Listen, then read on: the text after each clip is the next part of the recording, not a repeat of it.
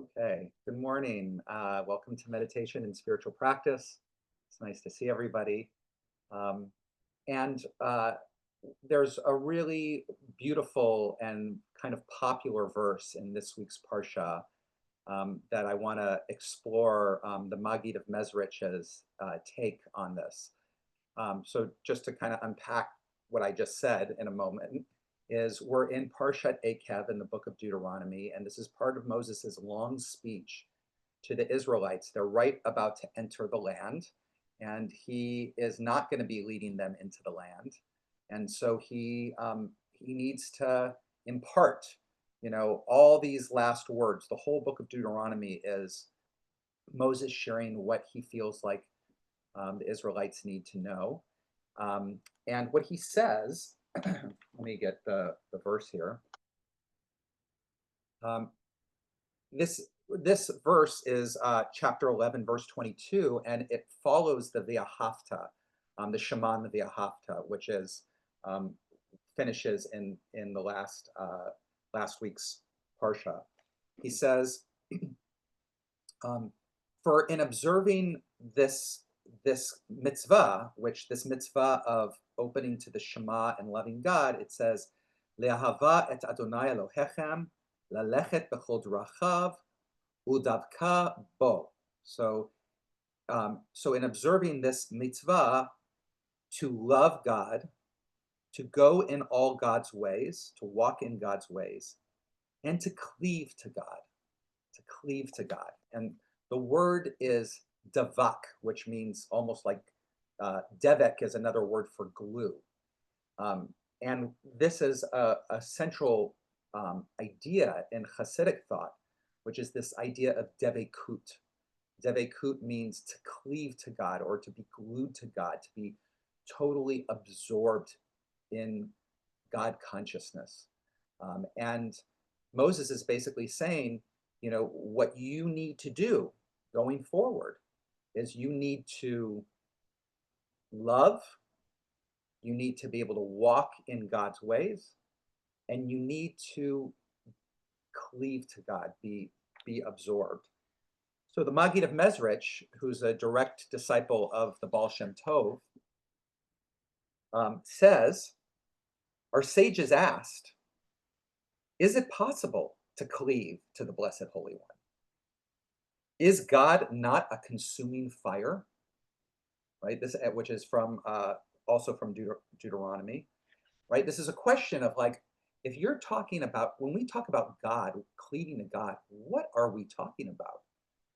If we're opening to the reality that when we say God, we're not speaking about a finite, limited idea, concept, presence, being, because God is in everything and is everything. Ein od milvado. There's no place empty.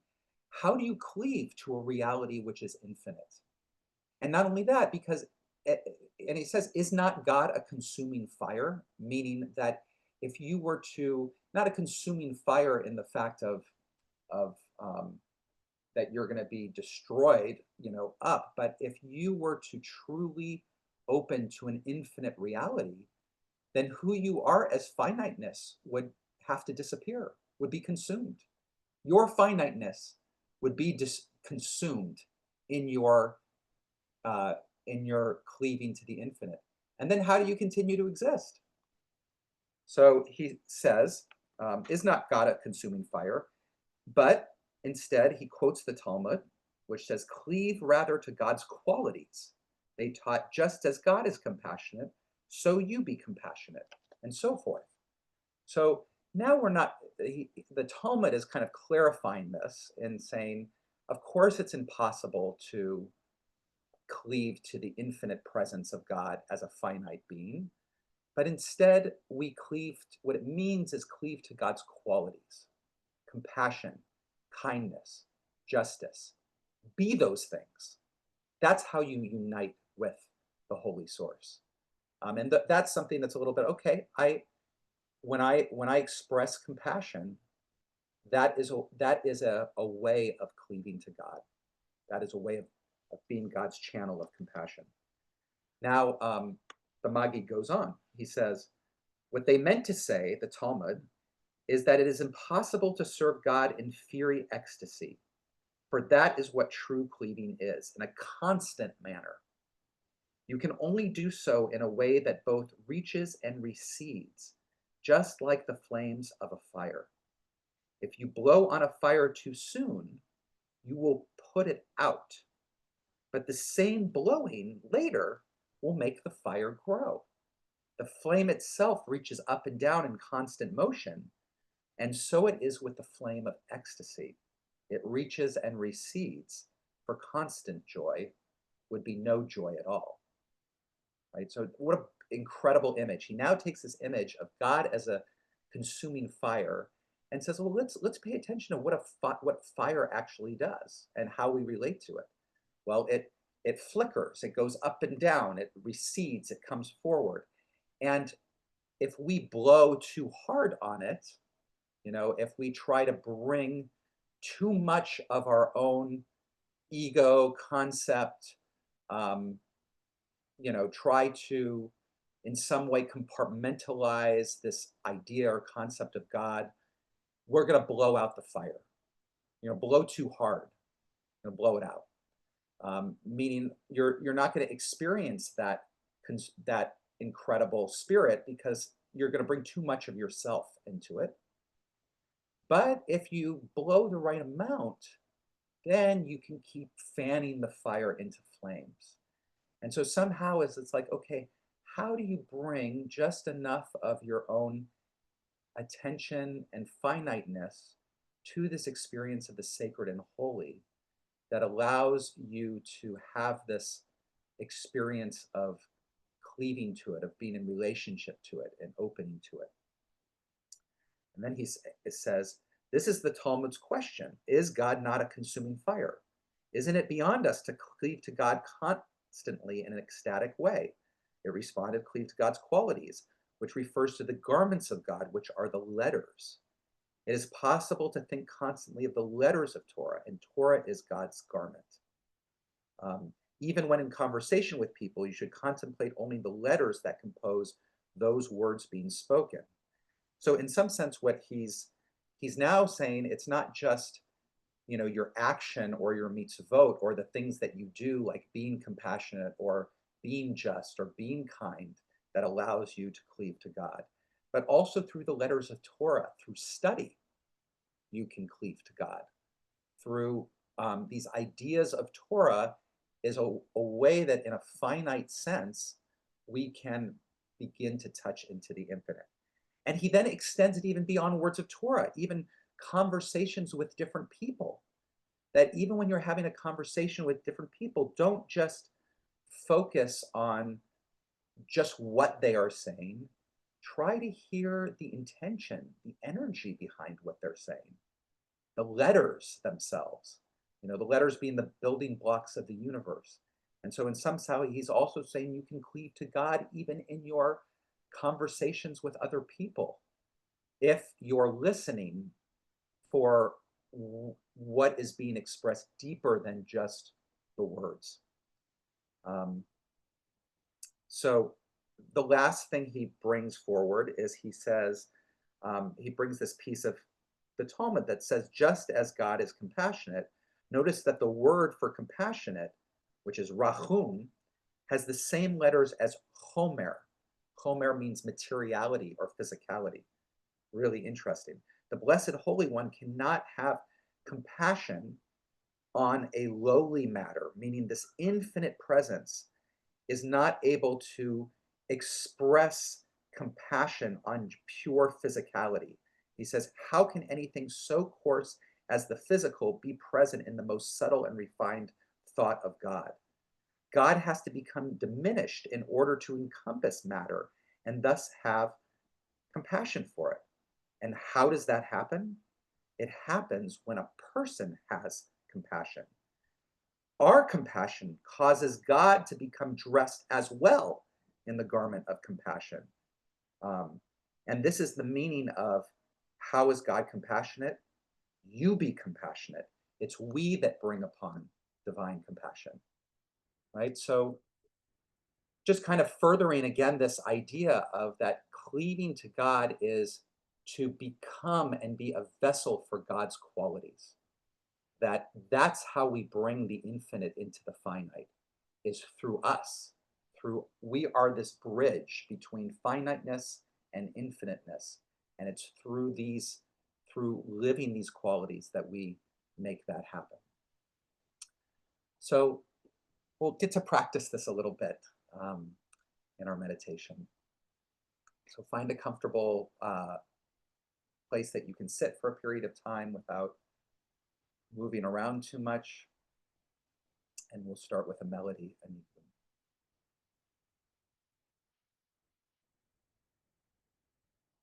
Yananai nananai nai nai nai. Yananai nananai nai nai nai. Yananai nananai nai nai nai. Yananai nai nai. Yananai nananai nai nai nai. Yananai nananai nai nai nai. Yananai nananai nai nai nai. Yananai nai nai.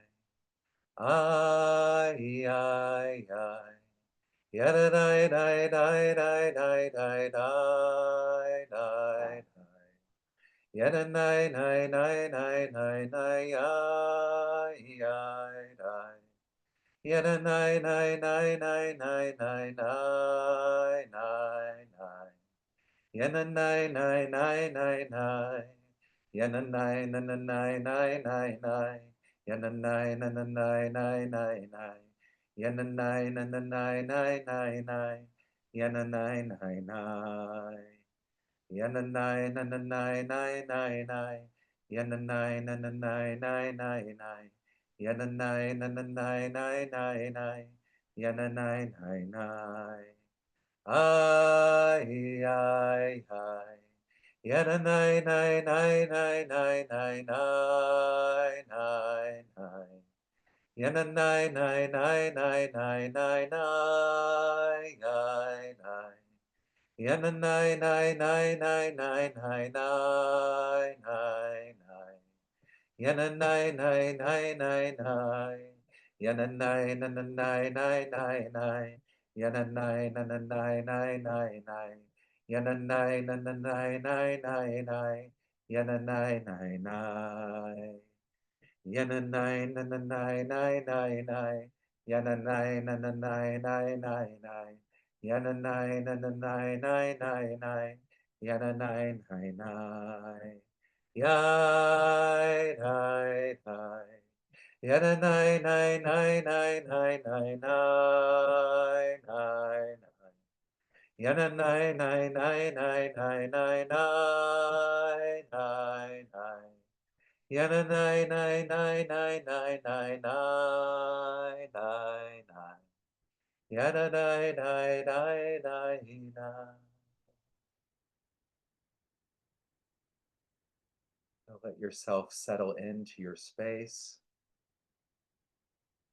noticing the pressure of your bottom on the seat,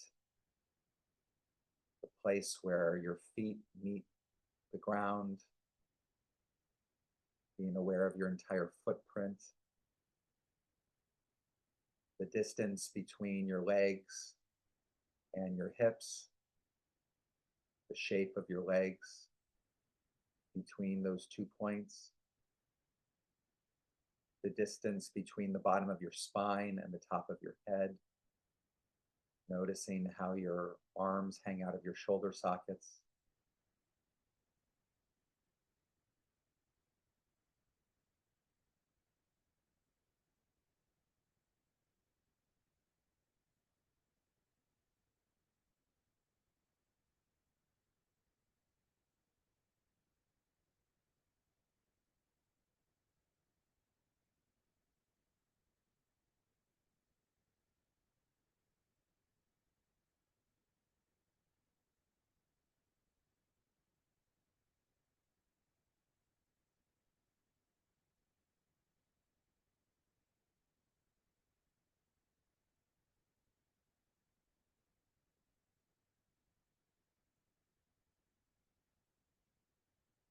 And let your attention expand to include your breath, along with the sensations in the body, noticing where the air enters your nostrils or your mouth.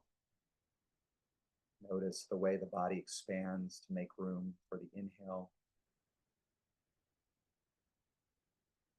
and then follow the air out on the exhale, noticing the way the body contracts.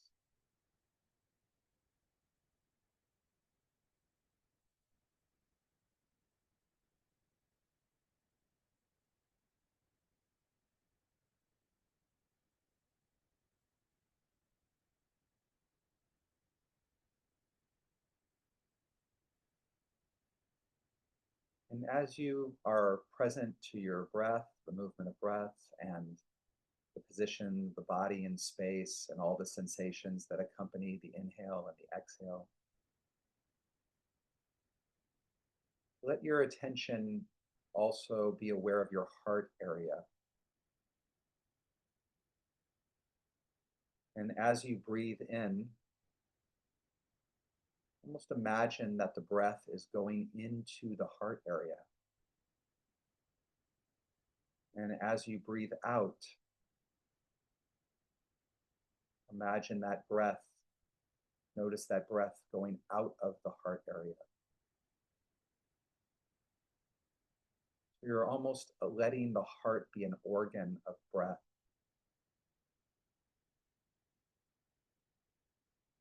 Still aware of the rest of the body as you breathe,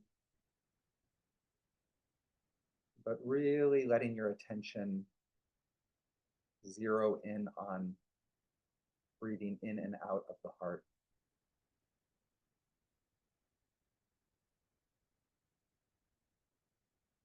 And try on just for a little bit as you breathe in, saying the phrase to yourself, "You are loved. You are loved." And as you breathe in, you can almost kind of open to, all the people in your life that you know love you. And let kind of that knowledge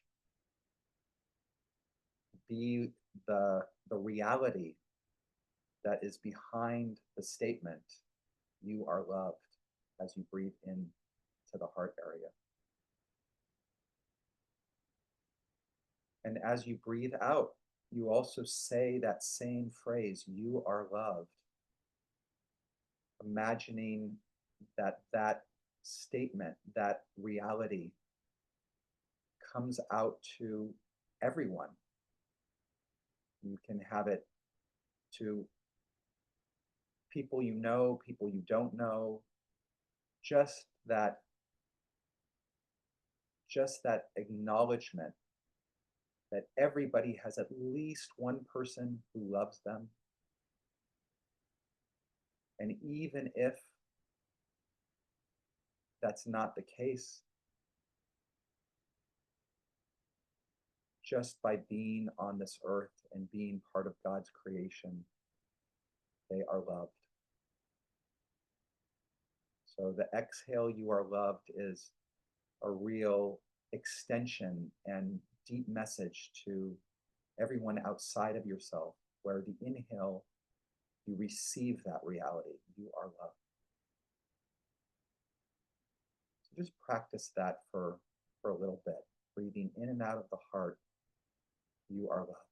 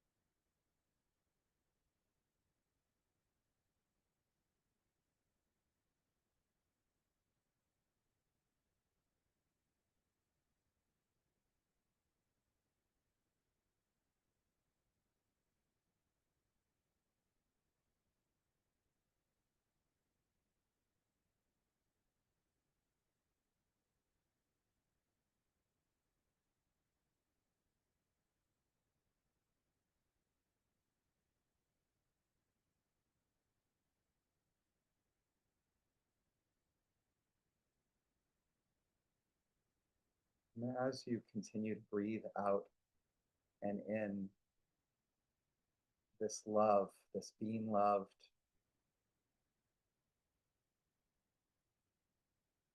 see if you can just let yourself be present to the reality of love that's almost like a field of awareness that surrounds you and penetrates you inside you, outside of you. This loving awareness.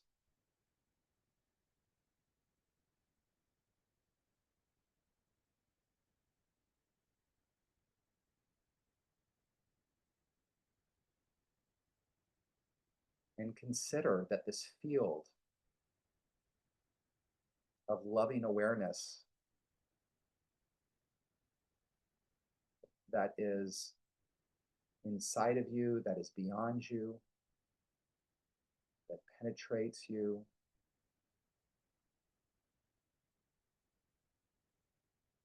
that beyond all the identities that we have about ourselves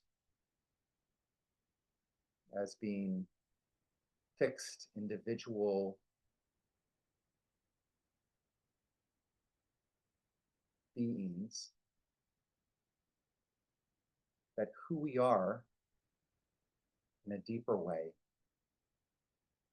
is this loving awareness, this field of loving awareness.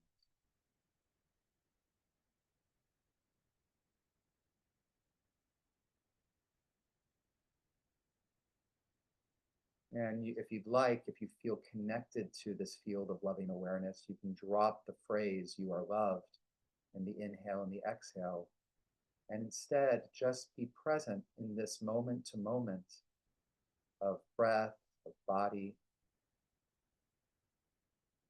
as an expression, as floating in this infinite field of loving awareness.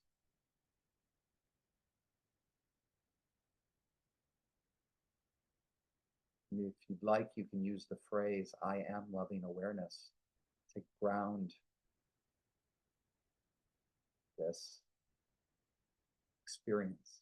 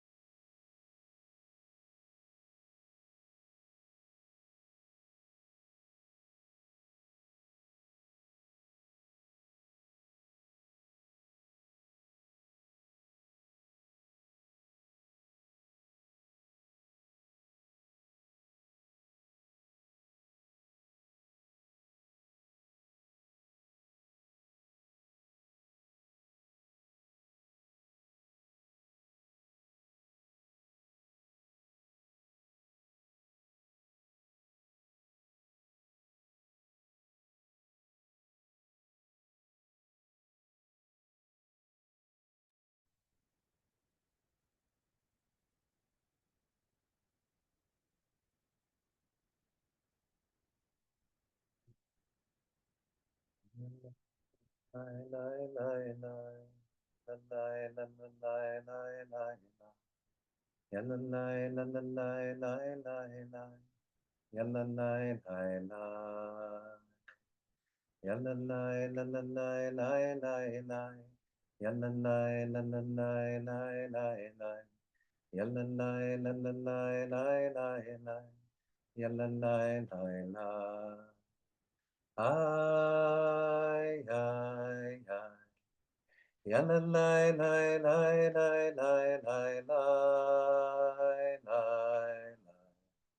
Yana nai nai nai nai nai nai nai nai nai.